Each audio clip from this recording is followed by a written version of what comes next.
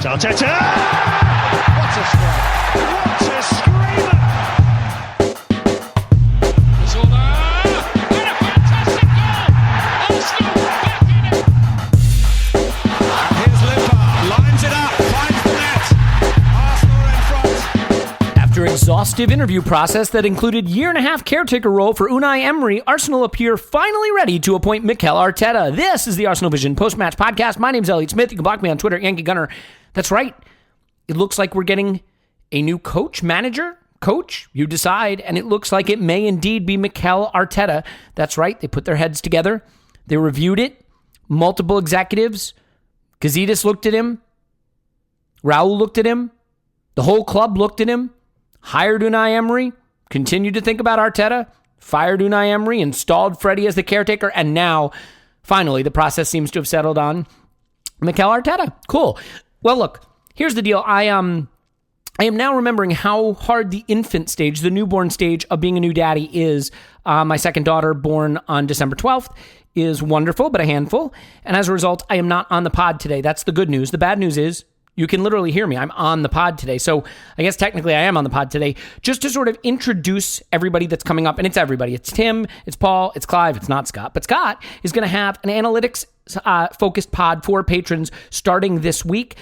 Clive is going to have his transfer window pod for patrons starting very soon. And we are going to have a Mikel Arteta deep dive for patrons. So a lot of cool Patreon content coming up, but have no fear. We've got a real long full pod that looks at all the big breaking news today with those three wonderful and insightful gentlemen. You don't have to hear my hysterics, except you do, because I'm going to give them to you real quick. My take on Arteta, point blank, I'm excited about it. I can't really articulate why. Basically, it's hoping to get Pep by association, I guess. So I'm excited about that.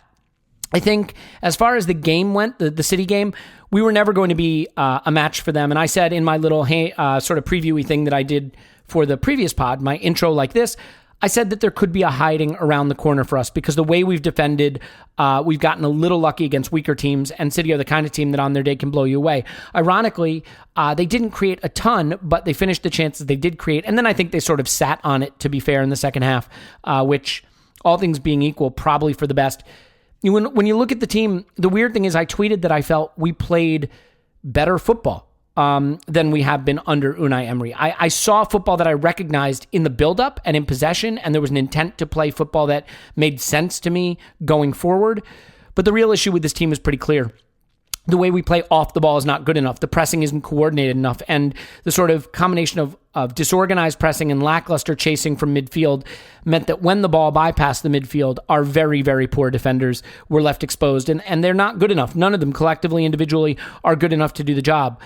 In midweek against Liège, you saw some comical individual defending and giveaways and just sloppiness. And then against City, again, you saw that once the midfield is bypassed, there's no hope. There really isn't. So the midfielders need to get better, but I think the whole system just needs to be a little more front-footed in the way it defends, a little more coordinated. And, given that Arteta has sort of learned at the foot of Pep, maybe that is just what we'll see going forward. And maybe there'll be some new personnel required to play that way. And maybe it won't be Arteta because maybe City will want more money than Stan's willing to dish out. You can't rule that out. I'm not going to get into the Ozil thing here. I imagine they'll probably talk about it on the pod, except to say that this is a player who's in decline. It's clear we never should have given him the contract we did. He is a player who maybe can still help us, but with every game he plays, his limitations become more clear and his benefits become less clear. There was a moment in the game where he got the ball between the lines, center of the pitch, three runners ahead of him, the kind of position where old or young Ozil would have thrived, turned and burst into space and delivered the perfect ball. And he was slow to get it out of his feet to turn to burst away, and he was dragged down from behind. And it was a tactical foul, the kind of which I thought City got away with too often, but the kind of thing that young Mesut Ozil would not have allowed to happen. So you're seeing it happen before his eyes, before our eyes, and obviously threw a bit of a strop when he was subbed. Not what you like to see. But who knows what's behind that? Maybe just frustrated with himself. A player whose body language has long been wondered about and interpreted and probably not correctly. I'm not going to get into the Uyghur thing, really. I think my limited knowledge of the geopolitical situation is that there are apparently concentration camps in China where Uyghurs are being held, and that's horrible. And all of us should feel comfortable saying it's horrible. And whatever your take on Mesut Ozil's previous political associations and statements, a person who is right about something should be celebrated for being right about it rather than whatabouted to death on things that they may have been wrong about. So assuming that what I understand about the Uyghurs is correct, then I think he should be applauded. I think there's frustration with Arsenal and the way they've handled it, distancing themselves from him. If you want to look up Houston Rockets of the NBA and what they just went through in a situation with the Chinese over Hong Kong in that case, it is a really difficult situation for businesses that want to do business in China, given the way the state media controls the messaging there and the propaganda that's allowed to get out, and how willing they are to cut off their relations with businesses that don't toe the line. So I think that's going to get more complicated, not less complicated, for firms and clubs and teams that want to do business with China. But you certainly can't fault Ozil in this situation, I wouldn't think, for the message he put out. I'm sure you did not tune into this to hear politics from me. You didn't even tune into this to hear from me. You probably tuned into this to hear from Clive and Tim and Paul. And so I'm going to give way to them. It is an exciting time, though. There's a lot going on, a lot of football to be played, and hopefully a lot of it with a new coach at the helm. I'd be perfectly fine with it being Arteta, and I think I'd love to see that just happen so we can move on. Last point, Olympiacos, very difficult draw, I think, in the Europa League. A team we've struggled with in the Champions League away, handled pretty well at home from what I remember. But given that we played, I think, Bate Borisov at this stage last season, which was, a nothing game, and then I think we played Santa's Workshop, right, the year before under Arsene Wenger at this stage. So this is definitely a little more tricky. In our current form, you wouldn't expect us to get through, but there's a lot that can happen between now and then, and certainly will, I would think, between the transfer window and getting a new coach in. So let's put the past behind us. Let's look forward to hopefully a brighter future. We'll have more coming up. Remember, if you want to win a shirt, a year of The Athletic, or a year of Patreon, you just go to arsenalvisionpodcast.com/win. We're going to be giving stuff away, our sort of Christmas present to those lucky winners. In addition, we do want to make Clive sing a Christmas carol. I guess you can make any of us sing a Christmas song, but it's theathletic.com/Clive PAFC, Stilberto, Paul AFC, because they wouldn't do Pausing in My Pants, or Yankee Gunner, and whoever has the most signups under their name is going to be recording a song just for you. The last point I want to make, with the birth of my daughter, I have received so many kind comments from people who listen to the podcast, and sometimes on social media you hate me, you're mad at me, you're mean to me, you don't like something I said on the pod, you think I suck, and that's totally fair, because criticism when you put your stuff out in public is warranted and to be expected. And yet, even people who have often not liked hearing me on the pod took a moment to stop by on social media or other places and say congratulations and just some really nice messages. And I want to say I love you for that. And we do have such a wonderful group of listeners who increasingly and always have been the best part of doing this podcast. So thank you so much from the bottom of my heart. So I'm going to try to get no more sleep, go back to dealing with the baby, turn it over to Tim, Paul, and Clive. Stay with us. They're coming up right after the break.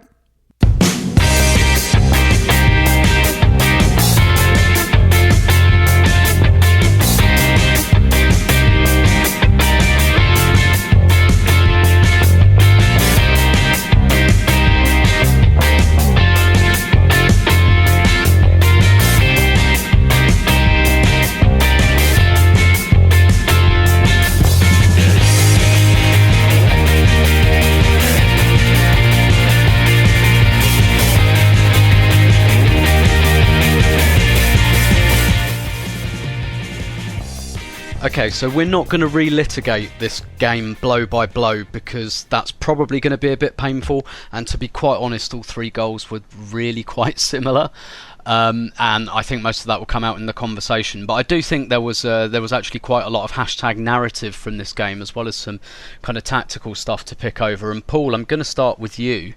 I think we all kind of knew what the lineup was going to be based on what the lineup was in Liège. For example, I think we kind of knew that he was going to go with Ozil, he was going to go with Martinelli, Pepe, and Aubameyang. When you saw that lineup, though, confirmed, were you a bit scared that it was a little bit naive to play against Manchester City with that front four? And I'm thinking particularly of playing Ozil in the number 10 role against Man City, which has never really worked.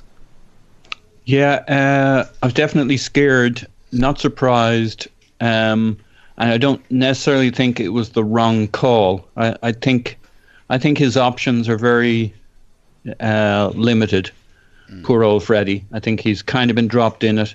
I mean, when you hear that he can't do, he hasn't had the chance to do tactical sessions with the team because of the schedule. They're basically looking at video clips and he's making suggestions, and then they they do a bit of recovery training or whatever, but he's not doing tactical setups. He's got a couple of different hands he can play. He can play 3 at the back, or he can play 4 at the back. Having rested Ozil completely, it seemed very clear what was going on. I mean, he doesn't have a lot of midfielders either. I mean, he played Willock to extinction on Thursday. So he had, what were his choices in midfield if he wasn't going to go with, Xhaka's out with concussion. He needed Ozil just as a midfielder.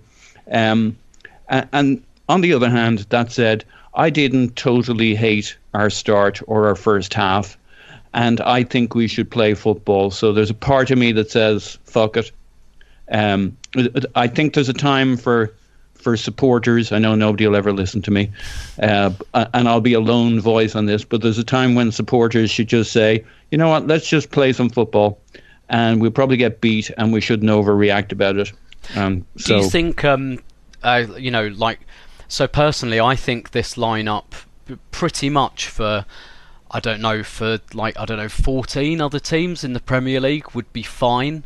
And, I guess it's whether you go, well, look, let's just lean into that and kind of let's just try and get something moving and take something forward, or do you think there's a case for, well, it's Manchester City, maybe we should do something different? I get what you're saying. Like, we don't have Ceballos, we don't have Xhaka. It's kind of pretty limited. But Kevin De Bruyne spoke after the game, and he kind of said, we knew that their front three, like most of them, don't track back, for example. So they kind of, did we walk into a bit of a trap, do you think? We did. I think the alternative was to sit back a bit and let them come at us. And at the end of the day, we said, fuck it, let's go for it. I think we were extraordinarily unlucky. Not in the result, not in the scoreline, but in how quickly those goals came. I mean, Kevin De Bruyne is a brilliant player, but he doesn't do that every week. The first 3 things they did came off, and they scored 3 goals.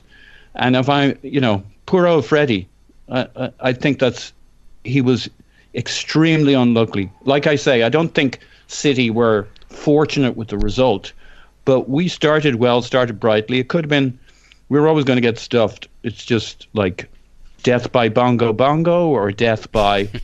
And so, yeah, I think we should have leaned into it. We should have played some football. It would be nice if Freddie and the team and the supporters could all sit down before a game and say, hey, look, this is what we're doing. This is why we're going to do it. Let's not all freak out when it goes tits up, because it's only a question of how you like your tits going up, if you know what I mean. Yeah, I think that's fair enough. And Clive, I was going to ask you about the midfield, Clive, and I will ask you about the midfield in a minute, because but there wasn't one. Well, yes, I think that's the general consensus. But actually, Paul just used the phrase "poor old Freddie" there a few times, and I think a lot of people have used that phrase. And I guess the thing I'm interested in, and look, we can caveat the absolute shite out of this answer by saying, he's a rookie coach, he's been dumped into a really bad situation, he's got no staff, and we'll come on to that later. I've got another question about that. But when I watched this game, I was looking at it and I was thinking, I don't know what our plan was. Like, I can't pick out what we're trying to do here. And I guess first of all, it's whether you agree with that, and second, the thing I'm really interested in, how much responsibility for just this one game does Freddie Ljungberg take? Is it completely not his fault, or was he a little bit naive with the way he lined up? Do they just look completely disorganised? Like, I'm not going to ask you to put a percentage on it, but how much responsibility does Freddie Ljungberg himself, with all the caveats about him being inexperienced in the bad situation, take for not just the result but the manner of it? I think he's trapped. I think he's trapped in, how do I restore this club, this team? I need to give him a bit of a bit of injection, a bit of life, a few smiles around. I think that's what he wants to do.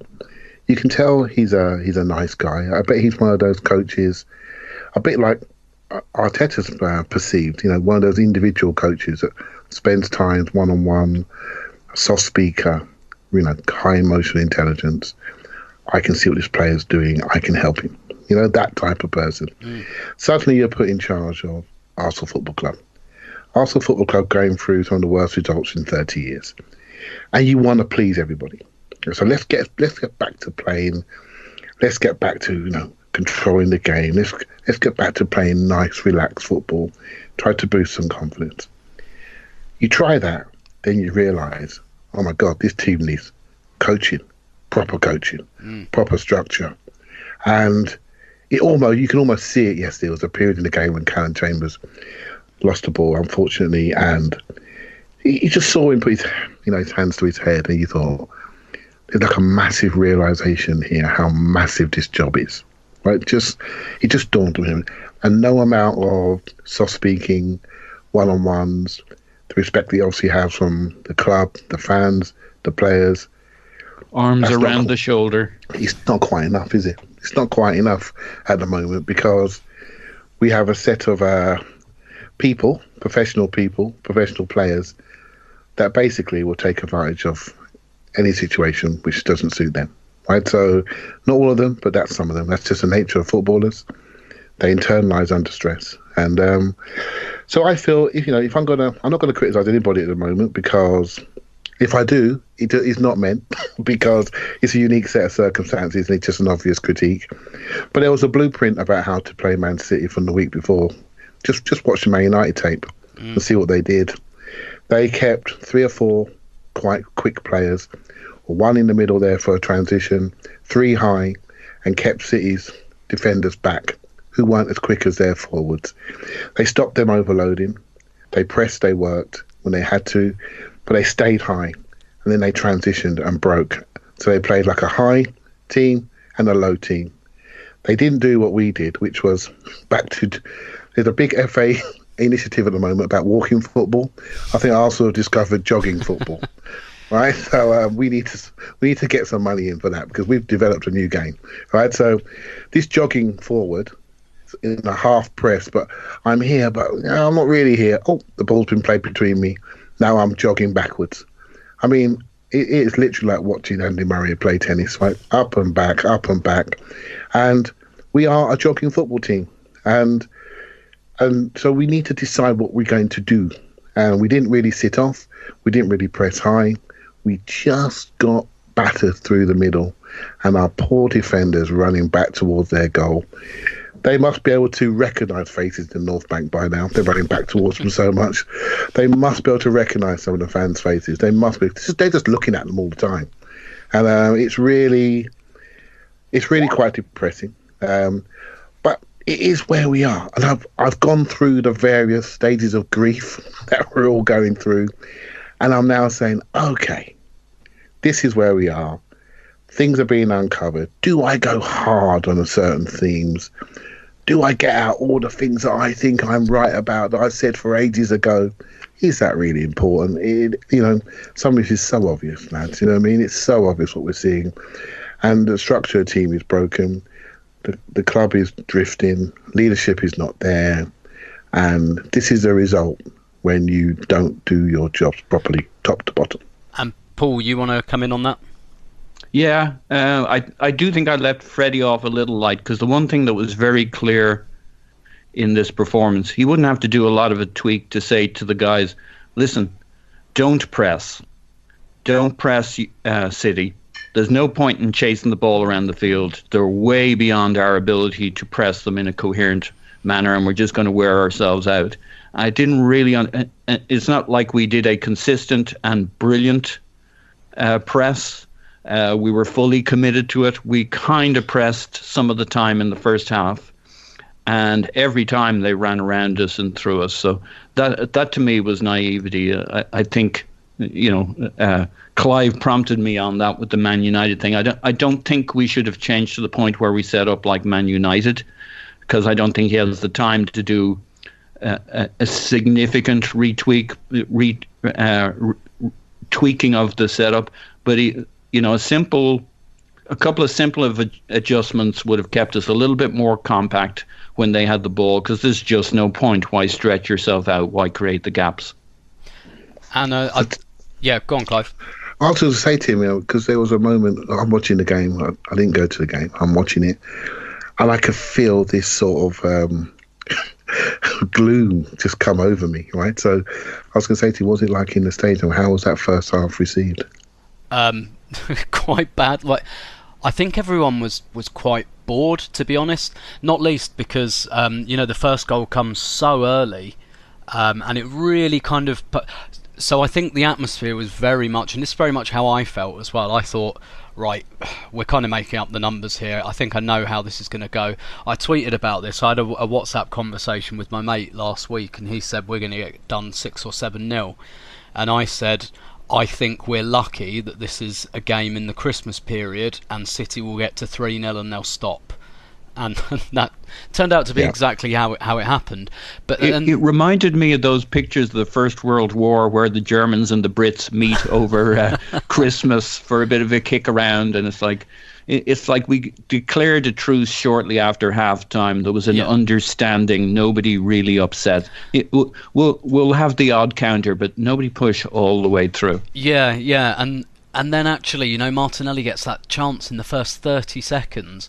And I'm not saying everyone believed at that point, but you think, okay, like City, they're not good defensively. I thought we could get at their defence better than we did, because I've watched City's last few games.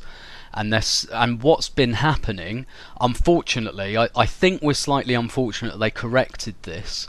Because I've just been watching teams walk through their midfield, and I've been saying, you know what they miss? They miss Fernandinho in midfield with the kind of kick your legs away on the halfway line and stop things from happening. And they've not been doing that much this season. They really rediscovered a taste for it against us. Maybe as a symptom of what happened to them against Manchester United, maybe they just thought, look, we've really got to start pulling some shirts and kicking some legs away again. And they got, think about how unthreatening Arsenal were, and City got 5 yellow cards, and 4 of them were for breaking up counters.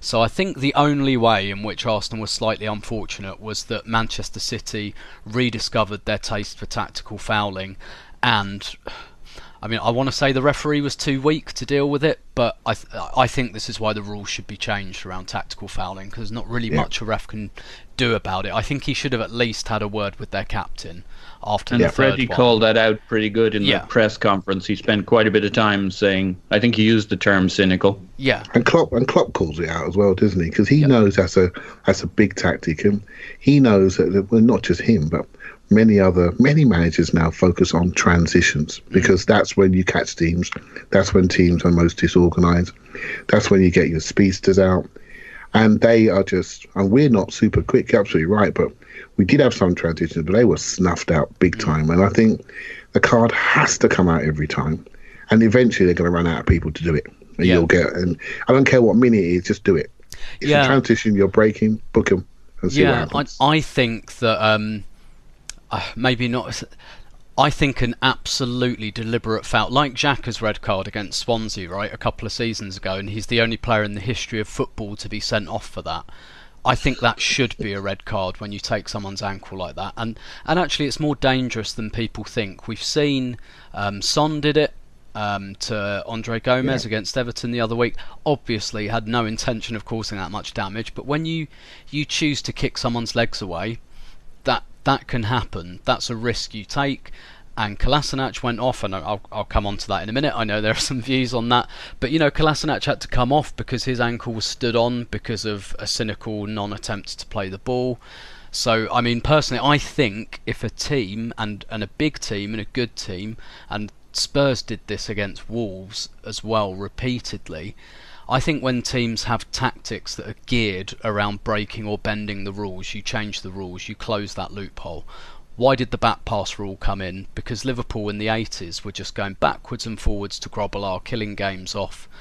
Leeds used to do it under Howard Wilkinson as well, so they went, right, we've got to stop this, we changed the rule, and they changed it, and it was great, and that's something I think football's great at. But, sorry, to come back to your actual question about what it was like in the ground, the second that De Bruyne goal went in, that first one, I think everyone just went, "Oh God, here we go." And honestly, the second half, the amount of times I looked at the scoreboard, and I was just like, "Oh Christ, there's another 20 minutes to go." and I think everyone had just had enough at that point. And this isn't City at their absolute best. They've dropped off this season, but I don't think anyone expected anything other than what they saw. To kind of to come back to the question I suppose I wanted to come on to, I've kind of vouched for a Torreira Guendouzi double pivot quite hard over the last few months. Listen, I think everyone and everything is a little bit broken at the moment, so I'm kind of loath to make really kind of final judgments and severe judgments on players and partnerships. But Clive, I'll let you have a first bite at this. Is that one of the worst central midfield displays that you've seen from an Arsenal team ever? I think it's very. I'm not. Whatever I say now, let me caveat. Whatever I say now, it is all around the context of this being an awful time to watch the team, right? So we can only say what you see, and what I see are three players in there playing their own games. It's as simple as that. They're not working as a unit. So you got Torreira, who naturally probably comes out the best because he's a workaholic, and boy, do we give him work to do. However, he goes fishing a lot if he chooses the wrong bait to go after, and he can be out of position. Well, when you turn around, well, let's not talk about Guendouzi's positional play at the moment because it's non-existent. He is somebody that has obviously been affected by what's going on, and he's not sure how to react. I think he fancied himself a bit too much, if I'm honest. Mm-hmm. I think he's focused on the extremities of football and how he looks and how he's perceived. I think he wants to be a star. I think he acts like a star. I think he will be a star, but he's not a star. He needs to get back to basics and start doing the work like he used to do when he felt it was a privilege to play for Arsenal rather than, well, I've arrived and now you got to like me. I'm on the Golden Boy charts. I'm one of the best 20-year-old players in the world. I'm in the France squad, which is a very hard squad to get into. I'm going somewhere. And that's how he's playing at the moment, without actually playing.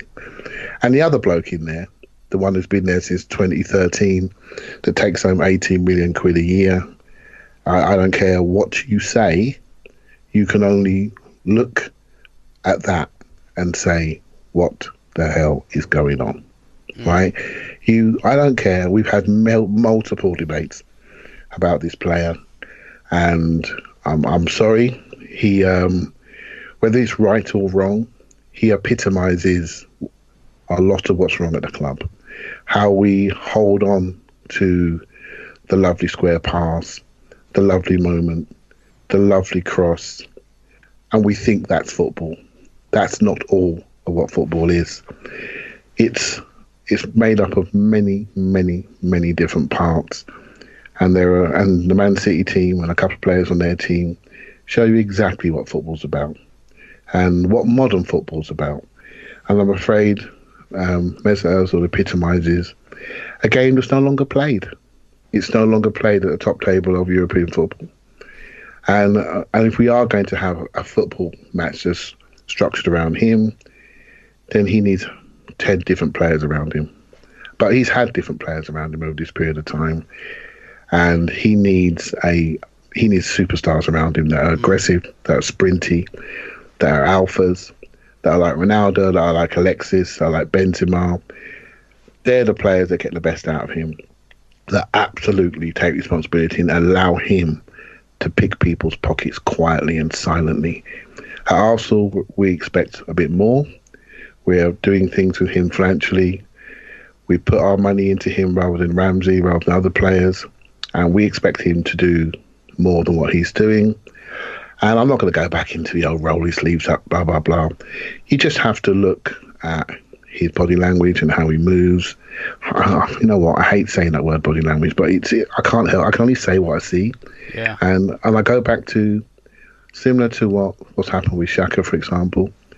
His reactions to dispossessions, his technique is going off, his football talent is fading, but his reactions tell me a lot about the environment. You've heard me say support him. If he feels he can do that again, the way he walked off and what he did, that tells me there is no authority within the club, within the first team environment. It's too nice, it's too friendly. That can't happen. It happened with the captain, the previous captain. It sort of happened again. There are people's reactions which are public and wrong, and that tells you there's a struggle, and that tells me that the atmosphere is not correct. But why would it be? We've lost a manager mid-season for the first time in a quarter of a century. I don't know how long it is, and we're in a pretty dark place. So that's where we are. And what you were saying there about Ozil playing a game that's not played anymore, etc., etc. I mean, this isn't the Manchester City post-match podcast, unfortunately, but just look at what was on the other team. Kevin De Bruyne, the finest playmaker probably in the world at the moment, sprinting all over the pitch, closing players down, sprinting on counter-attacks at 3-0. You know, I think you're right. I think Kevin De Bruyne was playing in 2019 and Mesut Ozil was playing in 2013. I think it's fair to say. Paul, I'm going to come back a bit later to Ozil. I might just ask about, Clive's kind of touched on it there about the substitution and the decision to take him off and to put a youngster on for him and what that says. But I want to kind of stay with the central midfield with you, if that's okay. And I want to ask you a really simple question, Paul. Is Lucas Torreira actually good? Because I feel like he was good, and maybe we overrated him a bit because he was so much in the mould of what we wanted to see and what we thought we needed and what we did need, that maybe we kind of like blew our load with him a little bit early. To put it in a manner of speaking. And then like he's looked quite damaged for like nearly a year now, and I think we put a lot of that at Emery's door. And I don't want to relitigate Emery's reign or anything like that, but is it the case that we've got a player that's not as good as we thought he was, or a player who's just unsettled? Like, what's your read on Lucas Torreira 18 months into his Arsenal career? Well, I think I'm going to be a very frustrating podcast member and contributor to Twitter debate on this particular game. I mean, we were a mess without the ball. But, you know, I didn't hate everything about Torreira. I thought there was, I always struggle with this where people say, look, they're not trying, they didn't do anything, blah, blah, blah. And you go back to the game and you see there are times when the head goes and it'll be one player but not another player.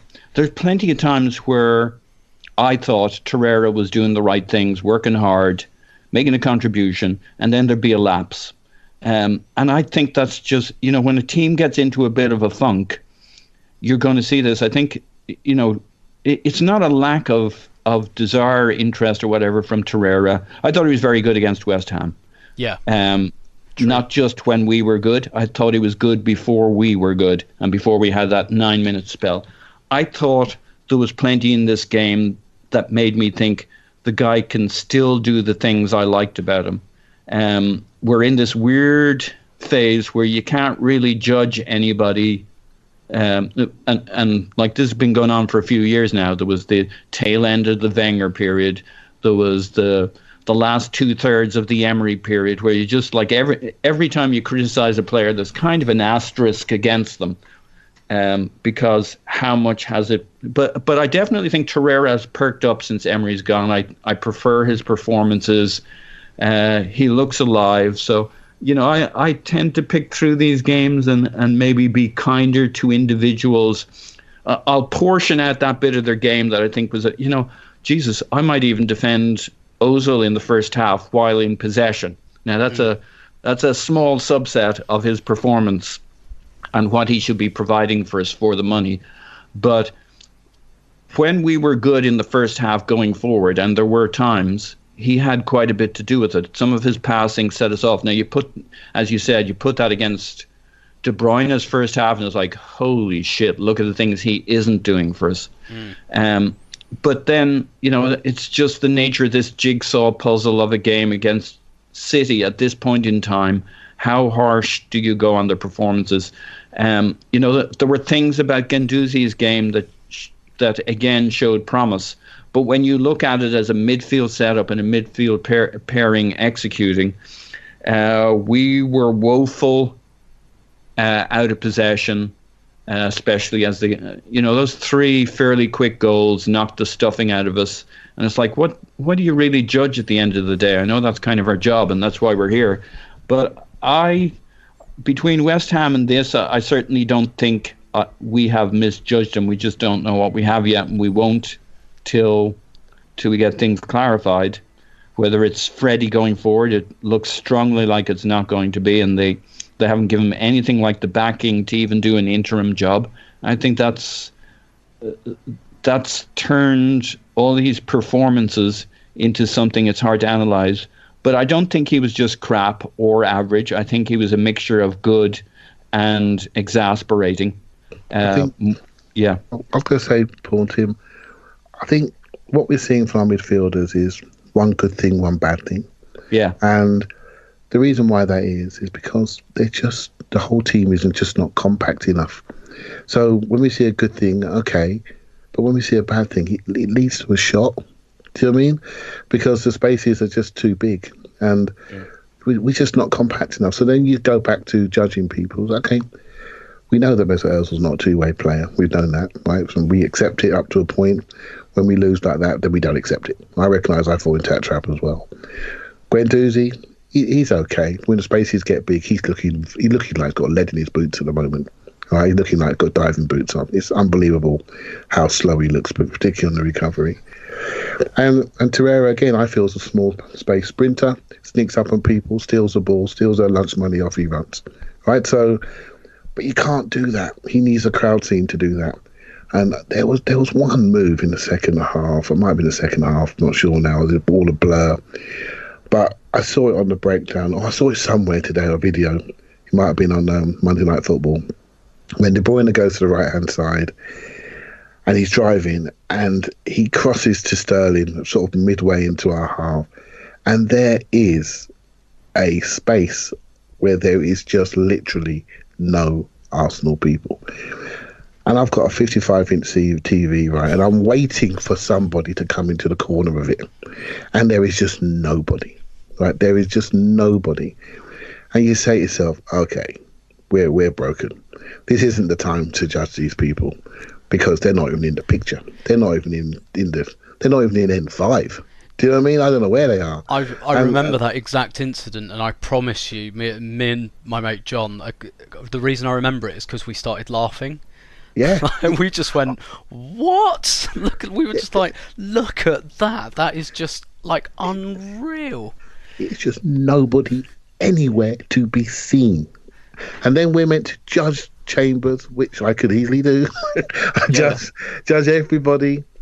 And you just got to dial back, haven't you? You've got to dial back because that just is not Premier League football. I have just not seen that before. You know, in a game when running and space and people predict things and proactive movement, defensive transitions, you get judged on these things, and we were nowhere to be seen, which basically meant they had enough. I want to go into two of the substitutions now, and I'm going to ask you both a question about each of them. Clive, you've spoken about Ozil already, and I know you have a view on the Kolasinac substitution, so I'm going to come to you on that. First, I'm going to read what Freddie Ljungberg said after the game, and I think he made a few interesting comments which we'll draw on. But on the Sead Kolasinac substitution, which we spoke about, he kind of got his ankle stood on, and I think he was carrying an ankle injury anyway. But this is what Freddie said after the game, because obviously we're down to 10 men and City immediately score, and they start the move down the left-hand side. And Ljungberg said, obviously Sead went down, then our player started getting ready. The weather meant he had a lot of clothes on. We tried to get him on. That's something we need to learn with young players, for them to get ready quicker. But then when you are injured and you are down, you need to stay down until the players are ready so that we can make the change. Clive, your view on Sead Galasinac's substitution, and maybe the fact that Freddie Ljungberg brought on Bukayo Saka for him. I was pleased to see Saka come on, and that didn't surprise me really. I thought, that maybe he could have brought on Luiz and pushed somebody else out there. I don't know, but I was pleased to see him come on. My issue with Kolasinac, and I'm going to caveat this by saying my issue with Mustafi also is I feel that some players can feel a bad day coming and they want to get off the pitch, right? And I say this without knowing the detail. He might have a 3-monther right now, for all I know.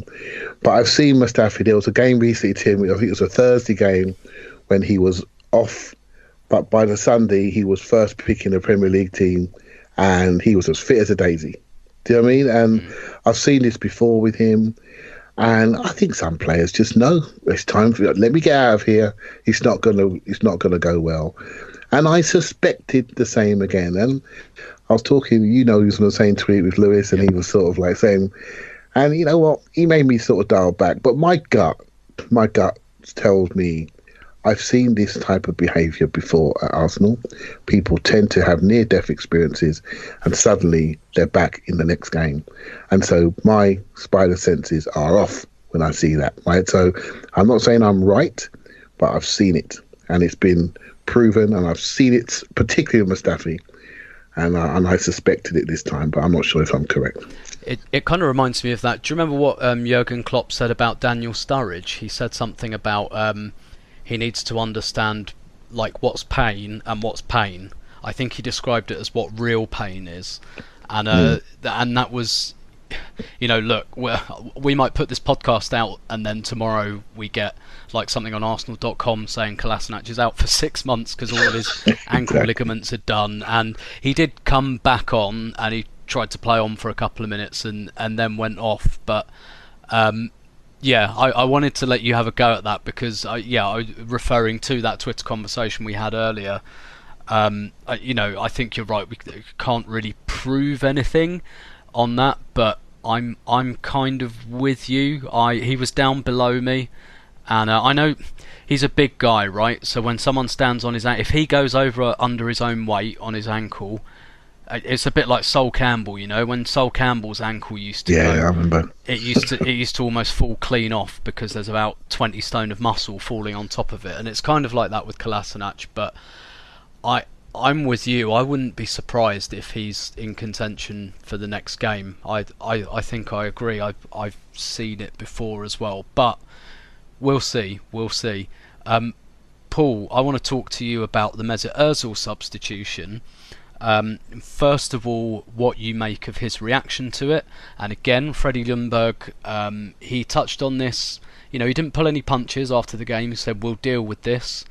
It wasn't quite a Xhaka situation, but it felt like he was a raised arm away from the crowd into making it another Xhaka situation, and he kicks his gloves away at the end. So I guess first of all your reaction to his reaction, and also whether you think there was a message there that it was Emile Smith-Rowe who came on for him, and in fact Freddie brought on 3 academy players as substitutes, and he brought Saka on at left back when he could have put Luiz in and shifted things about a bit. Do you think that was a message, and if so, who do you think the message was to? Was it to his senior players, or was it to Raul and Edu et al? Yeah, so the first thing I got to say is if Clive thinks bragging about a 55-inch TV to a partly American audience and an American participant or American-based participant on the pod is going to impress anybody, our cats have 55-inch TVs over here. I'm sorry, Paul. I just wanted to make my point. So I do think there was something, maybe it wasn't pointed, but there was a message from Freddie. I don't think he has a lot of options at the moment, but the one thing he feels he has options with is making a point to the older players by playing the younger players. And Emery's played younger players this season. And he could probably go puff up his chest and say, hey, I gave them a chance. But you don't really feel he really leaned into it. He backed them, that they felt, the ones who succeeded not because they really felt Emery believed in them. You definitely get the sense, and maybe it's his brand, that he has leaned into the young players and it wholeheartedly, and it's kind of showed on Thursday night. And his options, his 3 subs, as you said, were younger players, and I think he's probably had his frustrations looking at the senior players for some time. Now it's a small sample size, and there are some coincidental or circumstantial factors here. I mean, a left back goes off and our most likely left back comes on. Maybe the surprising thing with Ozil was he didn't make it a tactical decision and swap them out earlier and get Smith Rowe on, and give him a longer run in the second half and just say, hey, Mesut, this isn't your kind of game. But it does feel that he was maybe not going out of his way to making a point, but kind of making a point. The Ozil incident, to be honest, Ozil's a player who gets frustrated, and you see that. I don't think that's the same as doesn't care. I think he handled this badly. I think Freddie didn't particularly appreciate that. Freddie's in this tenuous situation, and he stood up and made a point about it and made his comments about it. But to me, the interesting thing is just Freddie's situation. I mean, they put him in a situation where they haven't backed him. They haven't given him the staff. They've said, hey, they've let the message out there that if he does well enough, he could stick around till the summer, and yet totally cut his legs under him in that regard. And yet he's supposed to go into these games and handle our stars as if he has control over the situation. But, what's he do? Do you drop an Ozil? He's dropped Lacazette, which is a big move. Can you drop Lacazette, Ozil and Luis and have any kind of a dressing room? He certainly kind of... And Ozil being the big name that kind of done in Emery, you might say, or contributed seriously to it when things went bad. So I kind of feel we're reaching an interesting point, but we won't have the time to see how it plays out if we make a change in terms of management, where Freddie is beginning to reach a point where he would have made the tougher decisions and started making changes to our lineup. And this might have been kind of, he hints at it, that he could see that decisions might be made management-wise, and maybe this was a little bit of a last hurrah, having had his ass kicked in the first half, a little bit of a revenge in the second half to say, you know what, guys, I can make some changes, I can pull you guys off. I'm a bit pissed off about things too in terms of what you guys have given me in the second half. I can do this, and I may not get the time to follow it through in the future. And I think you make a really interesting point there. Obviously he's dropped Lacazette and Luis and not brought them on for this game, and instead gone with 3 academy kids. He'd already dropped Pepe before that and said basically he wasn't training properly. It does seem like, and he's spoken about, the more experienced players kind of stepping up a little bit. It does feel like not necessarily that he's trying to take certain players on, that he is giving a message. And I think what's interesting about this, just rowing it back to Ozil specifically, a lot of the Ozil thing, it became Ozil and Emery. And actually, we kind of know that before Emery turned up, perhaps Ozil wasn't the world's best trainer, and was a little bit sickly when it came to away games up north. But I think a lot of that got lost in the Ozil Emery thing. If now Emery's gone, if Ozil continues to be a problem, he doesn't really have anywhere to hide. And I'm not really proposing we go into this in any depth, but after this week, we can't exactly transfer him to China anymore. So what I'm saying is, in terms of Ozil's reputation, I don't know about you. I think this is really interesting because at the moment, I think he could just about row things back and say, well, that was Emery, and he just didn't get on. Whereas if he's a problem for Freddie and whoever the next guy is, and we'll come on to that later, he really doesn't have anywhere to go in terms of his legacy. Yeah, I think that's right. You struck another point with me, which is I laugh at people who wanted Arsenal to get into geopolitical discussions with China. We can't even organise our own midfield and defence, but we're going to get into a big hoo-ha with China. We could definitely make the Uyghur situation in China worse. We could not make it better. We may just have to admit that Mesut Ozil is semi-retired, and Arsenal is his platform for what he wants to do outside of football. That's the situation that we're in, and he manipulates the situation that we all fall for it. He gets onto the pitch. You're absolutely right. I never thought. I tell you now, there was a point. I'll hold my hands up. I never thought he would outlast Emery, and he did. Right, so that's a surprise. He's got back into the team.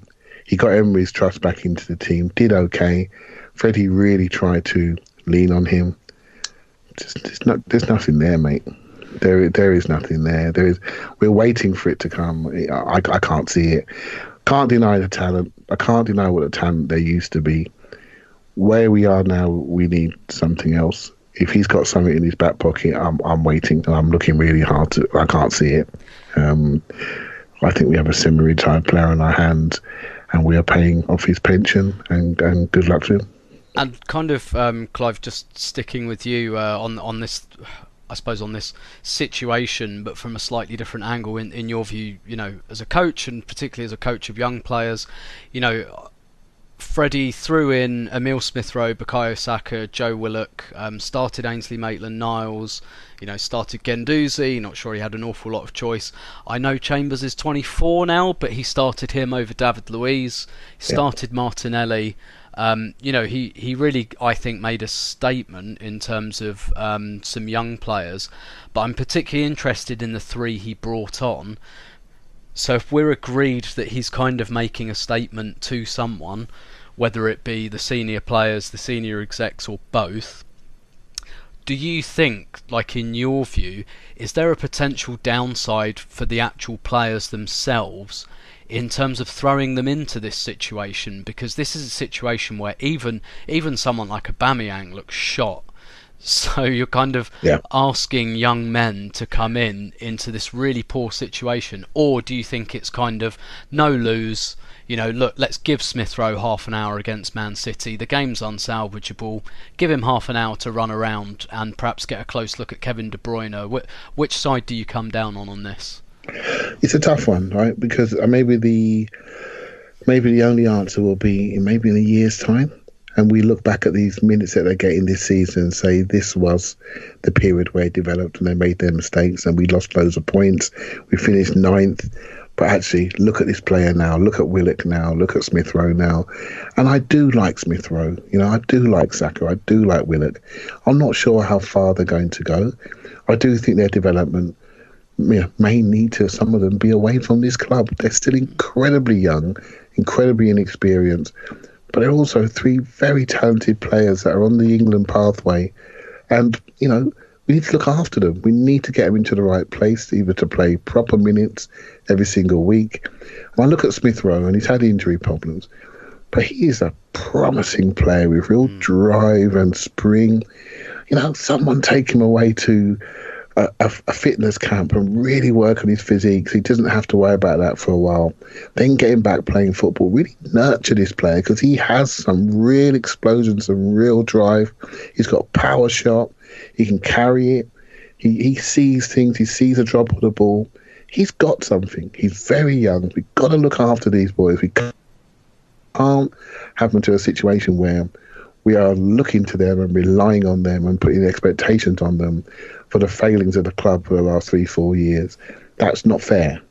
We must have an environment. I'll probably talk coaches when you go into managers. We must have an environment where they are allowed to fail. They're allowed to fail. We cannot kill these players. It would be criminal that Smith Rowe's been at the club since he's 8 years of age. He gets to the promised land and he arrives at this period. He doesn't arrive with Thomas Rosicky and Kleb around him and Fabregas. He arrives into this, right? And that's just timing. Now, maybe he wouldn't get on the pitch in that period, but he's on the pitch now. And we, as fans, all we can do is make sure we encourage and look after these players, because that's all we can do. We hope the club will do the same. Paul, let's wrap up on this game by touching on some more of Freddie Ljungberg's comments afterwards, which again I think were very interesting. I think one of the things we're learning about Freddie is that I wouldn't go so far as to say he's outspoken, as I mean I think he's very Swedish, in that in my experience of Swedish people, they tell you what they think pretty much at all times, and it's not considered. That's not considered like a big or brave thing to do. That's just kind of how it is, and I think we're seeing from Freddie that he kind of, there's not really you don't need a bullshit filter with Freddie Ljungberg, and after the game, he made some pretty kind of outspoken comments saying, the club need to make a decision. He said, I don't have the resources that most clubs have got, and we're in a situation now where we've got a guy who's managing the academy and the assistant manager, and we've got a guy who's a coach and one of the reserve team goalkeeping coaches, which for a club like Arsenal is just really not good enough. And I'm just wondering, what did you make of Freddie Ljungberg saying that after the game? Do you think there was anything political in that, or do you think he was just saying, look, I know that this was pretty shit today, but it's not all my fault? Well, yeah, there's a few things. It was a bad result, which tends to make managers say things to defend themselves. So it was a little bit of a departure or a further step. I've used the term leaning into, but he kind of leaned into the, hey, I didn't do it, kid. Wasn't my fault. And it's not like he didn't have a point. So he leaned into that aspect of it. I think he's got to be a bit frustrated, because no matter how willing he was to step in and do a job here, this is an extreme case of saying we'll give the interim manager a shot, but giving him no shot. Yeah. And maybe Freddie didn't really want this job, and maybe behind the scenes that was never really on. But I suspect we're not good enough to play the kind of counterintelligence game. I think what we said was the truth, which was they were making it up as they were going along. They would have loved a new manager bounce here, but they gave him absolutely no chance to have a new manager bounce. Not because the supporters weren't up for it. I mean, there was a romanticism about Ljungberg that there's going to be potentially about Arteta too, or at least the same kind of area of the emotional spectrum. One of our own given a shot at it, and like Solskjaer, he's got none of the tools to address it. No time, no nothing, and he's got to be pretty frayed at this stage. So he comes off a loss where we're basically humiliated, frustrated by players, by the players that are available to him will be another frustration, because there are players he'd like to be playing who are injured and out, and in parallel he knows they're talking to managers and that's going on, and it can't help but grate him that he's neither one thing or the other. Or you're the kind of guy who doesn't give a shit. Well, you wouldn't be. None of these guys are in this position because they don't give a shit. They all have egos, whether he truly wanted the job at this point or not. And so I think you'll see various motivations at that stage in that interview. But I also think he's probably now reached the point where that's an OPP. It's another person's problem. In that he's basically beginning to kind of brush his hands at the idea that this is actually his problem, or or that the flaws and faults are his. And part of that press conference, you can't help but think he kind of knew stuff was kicking into gear in terms of a new manager. I mean, he's saying things like, they really need to make a decision on who the new manager is. But it did, and he says whatever that decision may be, but it did not have the tone of whether it's me or somebody else. It was very much whether it's somebody else or me. Yeah. But that's just because that was the official line. So again, it's kind of a one-off situation where, what's it say for the longer term? In a week's time, I suspect all these conversations will be moot, basically. Yeah. Except how badly we've I mean, this. they could. Yeah, I mean, they must have been the last people in the world to realize the Emery thing was coming to an end. Probably because they were holding the steering wheel and they thought that had something to do with it. But they weren't really holding the steering wheel. Arsenal supporters have realized with the last two managers that actually when it gets bad enough, when it's clear enough, when you have 90-something% of supporters knowing what the answer is, supporters hold the steering wheel. And the club has been woefully slow to react to it. But they had all the time in the world to have an interim plan and start a long-term plan. And it just has the feeling that Freddie's signalling his frustrations. Yeah, and Clive, I think, well, so I think what we're kind of seeing is some of that back-channel briefing that kind of said Arsenal have faith in Emery, Arsenal aren't planning to do anything else, etc., etc., that was probably true by the looks of it because of the lack of contingency. And I guess speaking of back-channel briefing, literally while we've been on air, Mr. Ornstein has spoken. None of this really a surprise, I guess, but David just tweeted a few minutes ago, Mikel Arteta has informed Manchester City of Arsenal talks. Manchester City yet to hear from Arsenal and would want big compensation. AFC met with Arteta and Patrick Vieira last week. None of which is really a massive surprise. This is all stuff that we've been hearing, and kind of there have been photographs of Vinay and Husfami outside Arteta's house in Manchester. And by the way, what an amazing power move from Arteta to make them come back to Manchester with him to talk to him when he was literally in the stadium on Sunday. But I guess it really looks like Mikel Arteta. There's a good chance Mikel Arteta is going to be Arsenal's next manager. It certainly looks like he's moved into pole position and there's just some negotiation to happen. So just broadly, what's your reaction first of all to the idea of Mikel Arteta as Arsenal manager, and are you surprised by this move? I'm sort of not surprised because we've all sort of heard whispers, so that takes the surprise out. I think it's one of two options, wasn't there? Go for somebody younger, maybe more aligned to the players' ages, a modern developing coach, and a high-risk appointment, but maybe something that's going to underpin a longer-term project. Or do we go for another more experienced manager and try to maybe take a shortcut route back to the promised land, and maybe somebody that will put high demands on the board that none of us really trust to make sure they get well supported, and that will end up seeing better quality people out on the grass, which we all want.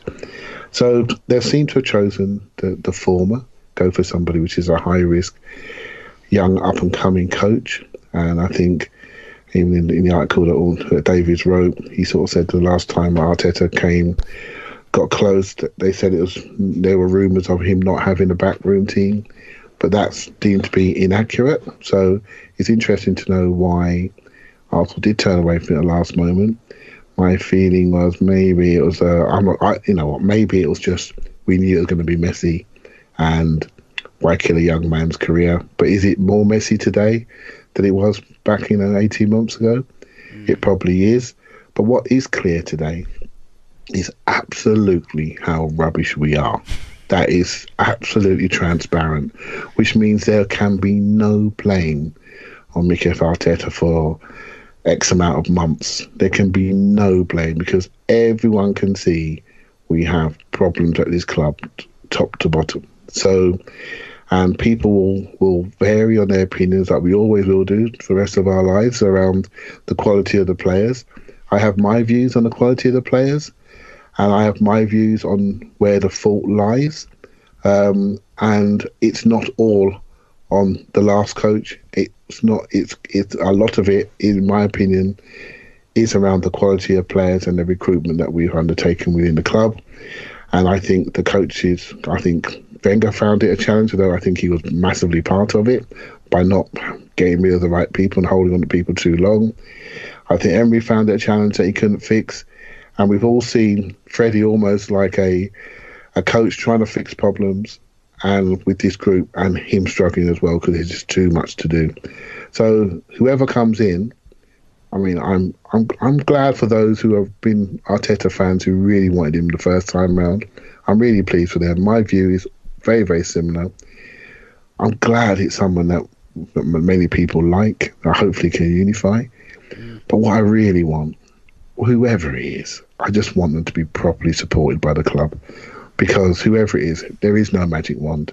It needs to be a team effort from the ownership to the executive to the recruitment staff, feeding to the manager and his coaching staff, and then hopefully that brings a different style of player, a different style of athlete, a different style of footballer onto the pitch that we can all recognise. So that's what I want to see more than anything. Because if that doesn't happen, we'll look as disconnected as we did on Sunday against Man City, with three separate departments playing their own game and lots of green grass for us to look at on the screen.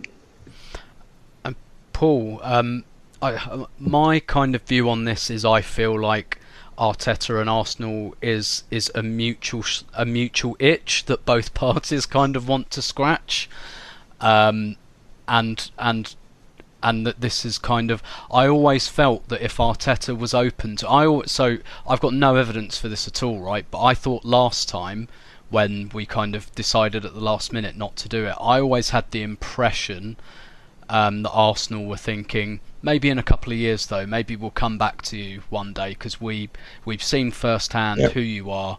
We think that you've got something, and you know, if you'd be open to it, maybe we'll come back in a couple of years. I wasn't convinced whether Arteta would do that or whether another job would come up, but I do feel like Arteta would really like to do this, and I think it's interesting how this is the only job he's regularly linked with. Like, I think he's been like tangentially linked with Everton, but I'm not sure there's anything really ever been in that. But Paul, I guess I wanted to ask you, with Arsenal in their current state, how much of a risk is this for Mikel Arteta's reputation, which at the moment, considering he's never managed a game, his reputation is really, really immense. And I'm thinking like Gary Neville, Valencia, you know, because there's not many young managers you can name who completely fuck up their first big job and then live to tell the tale. Usually that's them done.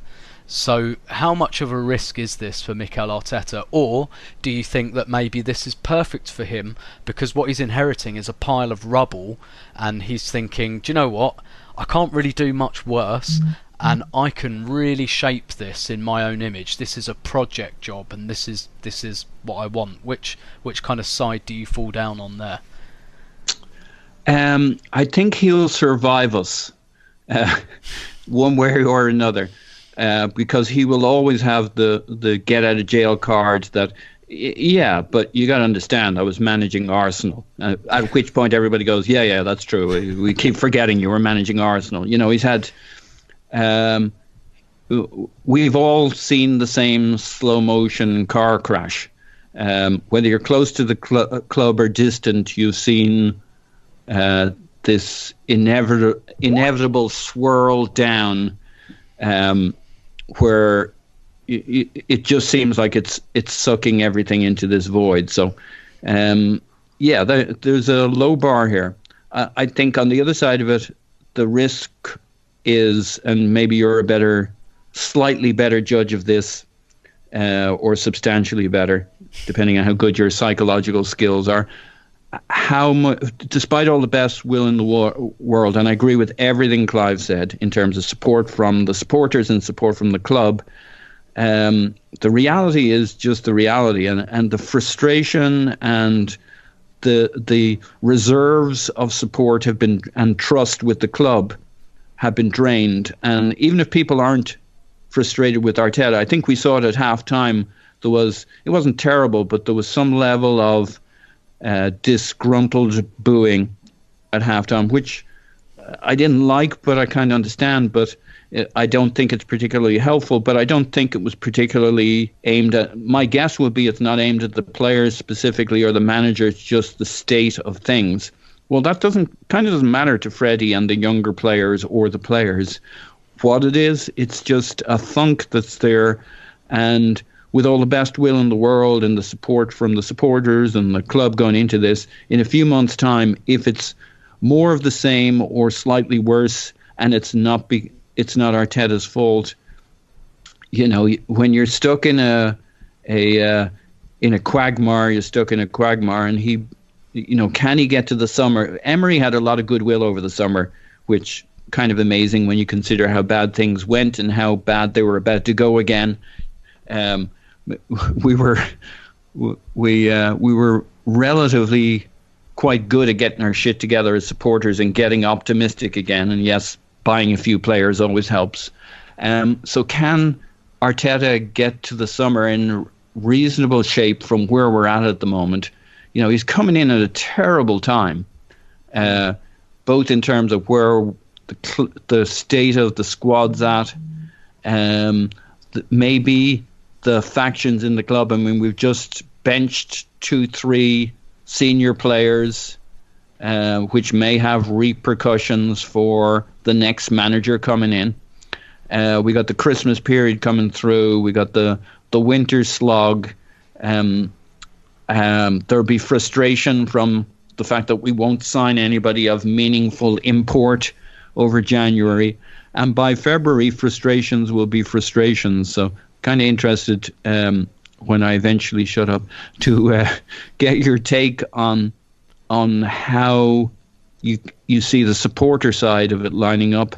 But I think he's got his work cut out for him. The thing that gives me hope and solace with Arteta is I got to be convinced he's literally spent the last 1.5 years and the time before that in some part thinking about the Arsenal problem.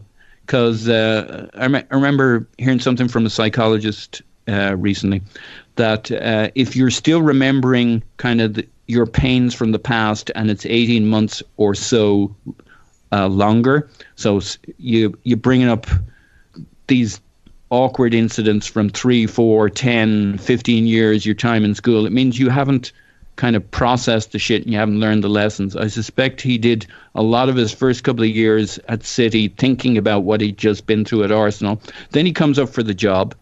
So that's all he was thinking about during that time. What has he learned that he could apply at Arsenal? And then he lost the job and spent the next year and a bit thinking, so if I do get another shot at this, so he's having all these conversations with Pep about City and how they're lining up and tactics and, hey, boss, what would you do if this and that and the other? But he's not really asking about City.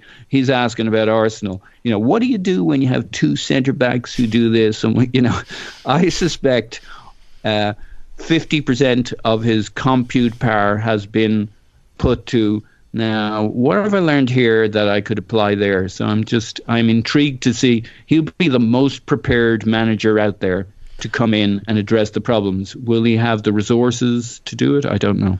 I'll come back on your kind of question of how I think the fans will feel about it. But Clive, do you want to come back in on that first? Yeah, just thinking that processing while Paul was talking. I'm just trying to think what this appointment would mean versus somebody else, an Allegri or Pochettino or someone like that. If you do get an experienced manager coming, they come in with their reputation and they come in with what they've done before and a level of expectation immediately and a level of salary, a massive salary for themselves and their coaching staff and their entourage, etc. And I think we'd immediately expect magic, right? So, and we all know sort of Allegri's style previously. So if we don't see that Juventus all conquering Champions League double final team, we'll be wondering. We've seen what Pochettino's done to build a club. Really, we've seen that before in Wenger. So maybe that wouldn't be something new for us. But with Arteta potentially, this gives us a chance to go towards what I've always wanted, the project Blow It Up, right? This gives us a chance to do that, and it gives us a chance to go almost anywhere. Do you see what I mean? Because it really is a clean sheet for him. He can literally say, I want to do this. I want to play this way. I want to bring in these players to play this style, and really recreate Arsenal in an image of himself. But none of us know what that image really is. And if it is an image based on what he has learnt at Man City, that is not a bad image, the way they play tactically. Forget the players that they have. Tactically, the way they're set up in a 4-3-3 is the modern game. And if he's going to bring that to Arsenal, that modern thinking, that modern structure, how he sees the game, how he wants to impose our game on the opposition, focuses on our talent, our players, much more becoming of a big club. I'm all for that. I'm prepared to go even further backwards to come back, rather than pretend we have the right quality, the right culture, because we don't.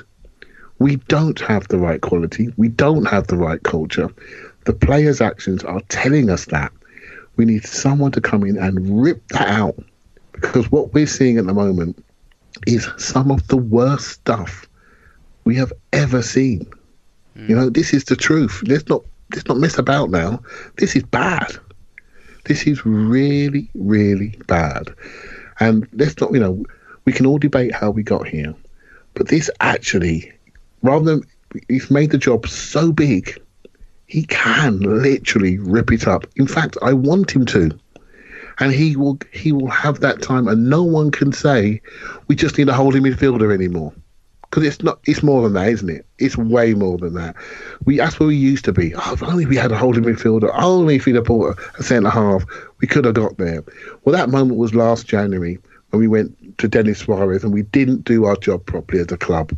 If we'd have did what we should have done in that January window, we'd have got to Champions League, and maybe Arteta wouldn't have this job because we'd gone to a different direction.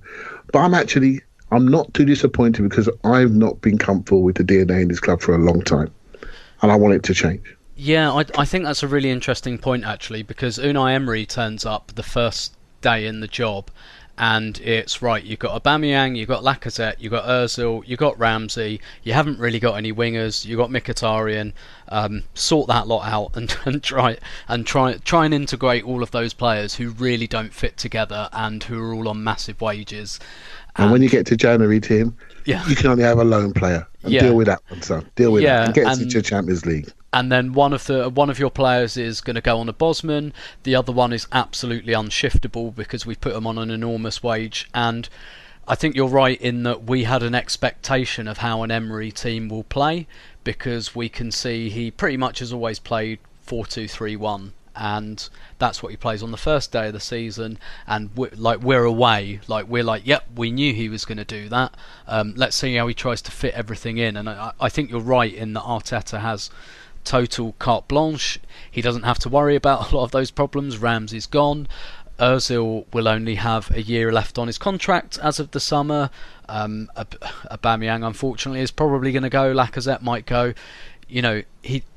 He doesn't quite have the square pegs, round holes problem. He just has a load of shapes.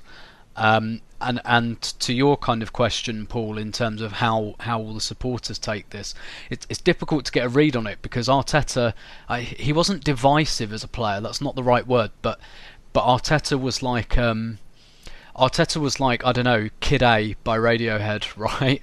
It was like some people got it and some people didn't. And it was more of a Pablo Honey for me. Well, yeah, it's just like one of those kind of, some people really saw the point and valued Arteta as a player, others really didn't. Others were just like, he's got nice hair and he passes the ball sideways, and other people. And he's very associated with the Wenger era, no matter what you take on him, good or bad. Yeah. I also happen to think he was part of the last properly structured Arsenal team a team that Arsenal had, particularly thinking that 13-14 season where it was him, Ramsey and Ozil, and you got Mertesacker and Koscielny behind. But obviously he was a member of that team rather than a coach or anything like that. But so he's not like a club legend. It's not like appointing Vieira and everyone singing the Vieira song and all of that.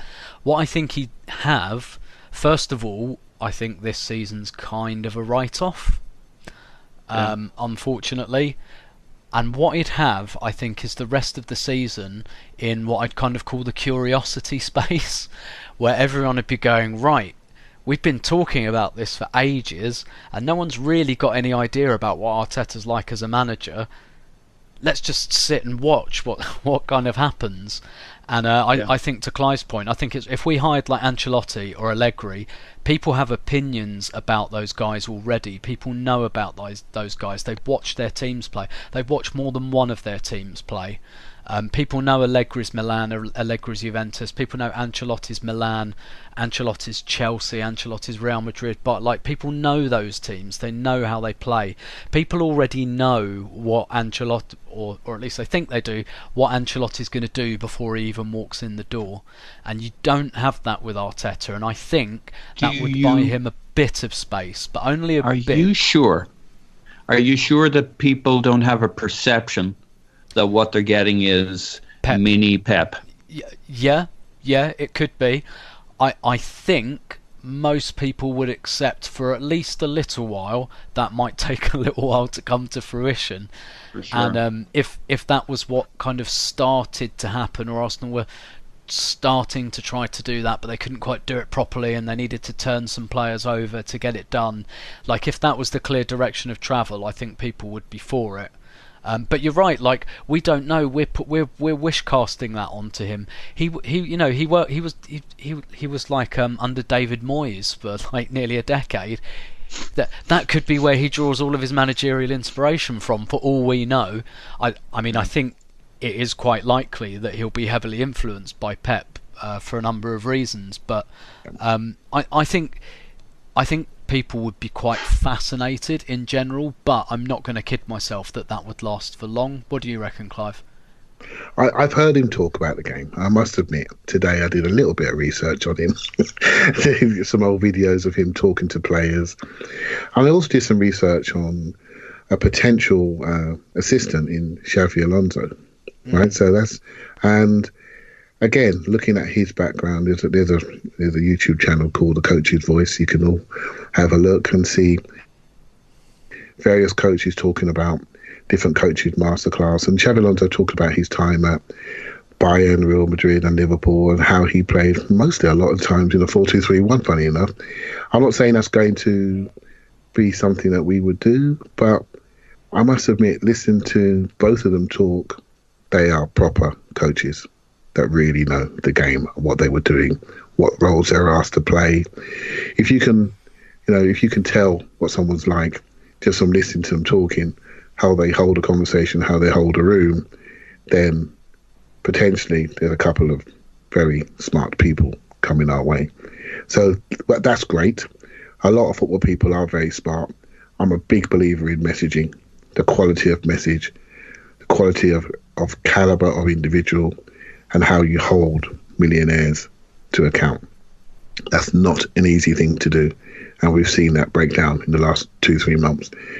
And, if it's those two guys, which looks likely, then we're getting some very smart, well-respected coaches that know the football.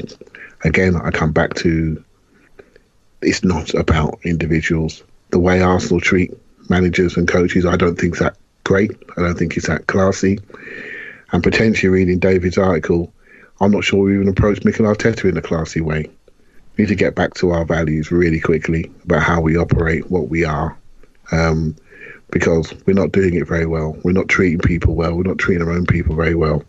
We're not even approaching managers in the right way. So we need to fix that. We really do, because many, many people in our fan base support Arsenal for many reasons, but one of the main ones is how we operate. we've always operated pretty well as a club. We can't lose that value because, it's fundamental to who we are. So hopefully they'll sort that out. But hey, I'm interested. I'm really interested in something new. It's high risk, but what we got to lose actually at the moment? Seriously, what have we got to lose? Yeah, I kind of tend to agree. I think really when you look at the list of actual candidates, they're fairly uninspiring. There's no one I'm like hugely behind, and I think all of Arsenal's best appointments have been risks, have been like quite big risks, and usually quite left field appointments. And I do kind of think Arsenal are in that space where if you want the next big thing, either as a player or as in management, you've got to roll the dice. It's that simple, because if people know for sure who the next big thing is, like Nagelsmann, we can't get Nagelsmann now. I think he's younger than me. He's out of our reach now already, and he's like 34 years old, and that's how young like coaches are becoming now. And if Arteta takes a job that isn't Arsenal and does it brilliantly, he is no longer in our reach, effectively. Yeah. So I do think, obviously, we've got like no real evidence that Arteta is the next big thing in management, but I think Arsenal are in. I think, in a weird way, for all the reasons we just talked about, Arsenal are in a better position. Well, we're in a worse position, but like it's a better position to kind of make this kind of a call now, particularly when we're halfway through a season that's basically, bar the Europa League knockouts, a bit of a write-off, and actually that could be really useful to swing the axe and do what needs to be done. So I think we're in quite a good position to do it. Actually, Tim, your point about him, I'm not sure if you made it or Ball made it, about him coming back in a couple of years, that sort of really rung home with me, and I think it sort of makes a lot of sense, doesn't it? If that was the case, maybe he didn't fail so badly. Maybe he did really well in the last interview, but they just thought it was too soon for him. A little bit more time, and off he went with another 4 trophies, whatever it was. And now the situation's presented itself, and we're giving Arsenal a lot of credit that this could have been always part of the plan, that he will be the next one anyway.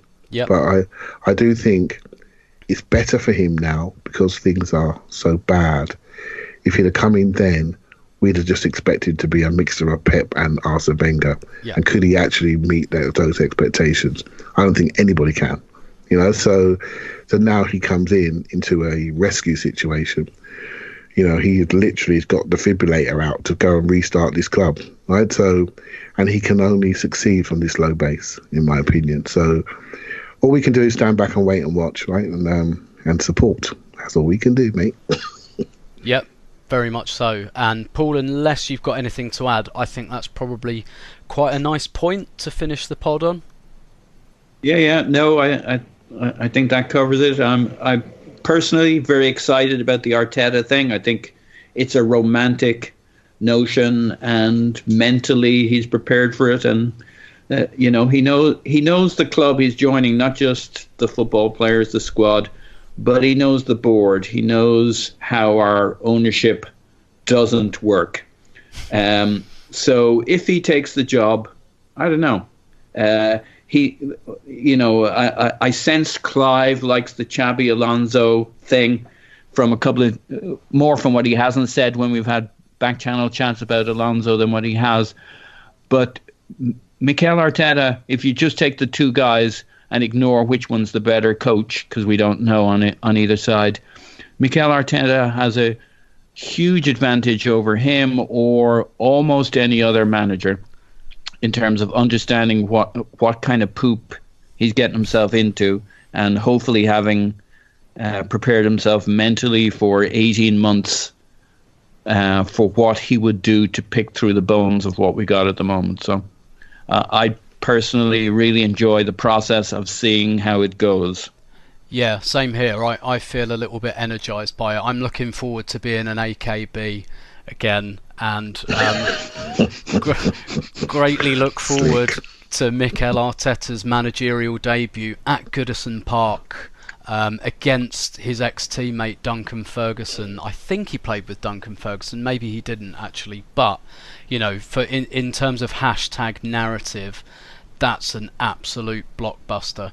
Gentlemen, I think we've kind of discussed this for long enough, so let's wrap it up there. You can follow Clive on Twitter at ClivePAFC. Thank you, Clive. Thank you very much. Good job, Tim. And you can follow Paul on Twitter at Poznan in my pants. Thank you, Paul. Woohoo! I enjoyed hearing you say that. And we'll speak to you after Mikel Arteta 10, Everton 0.